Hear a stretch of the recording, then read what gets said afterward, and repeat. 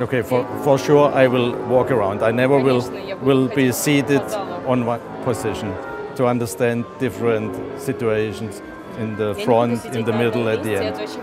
I will look for the balance, here for the balance between orchestra and singers, how strong the singers are, balance with the chorus. That's the first steps. I think we have done our work for the hall and now start the work for the musicians and Maestro Gegef to adapt to this, also the singers.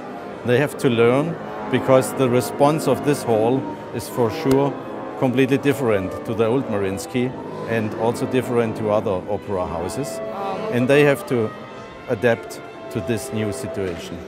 I think you need a good architect who is working with you in the right direction. You need the great Maestro Gegef who is pushing this work, who is bringing in his ideas. And you need a lot of experience working in opera houses and concert halls in order to understand how to build. And then you study all the geometry.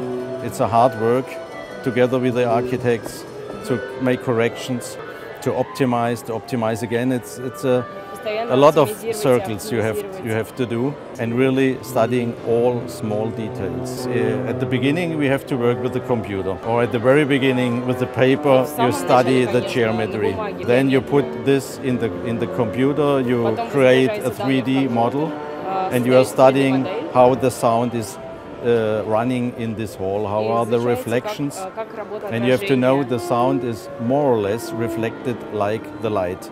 If you put a mirror and you go with the light on this and the reflection runs out. This regular also fits for the sound. In this way we are studying precisely the room, and then we have to define the materials of the surface. For example, these horizontal structures you see here, together with this convex shaped form, they create a sound diffusion.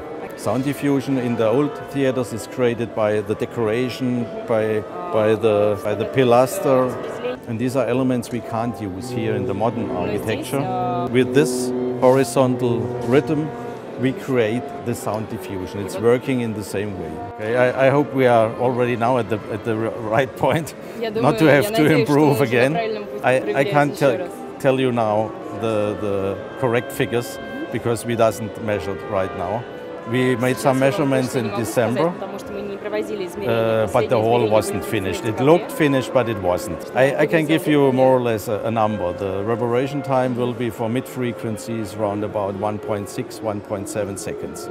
And that's perfect for an opera house, for a modern opera house. Looking in the historical ones, more or less each ones, you have reverberation times sometimes going down to 1 second and then going up to 1.2, 1.3, but nearly never you find 1.6, 1.7 seconds. But that's the new taste of people listening, to be more involved in the music, a little less precise,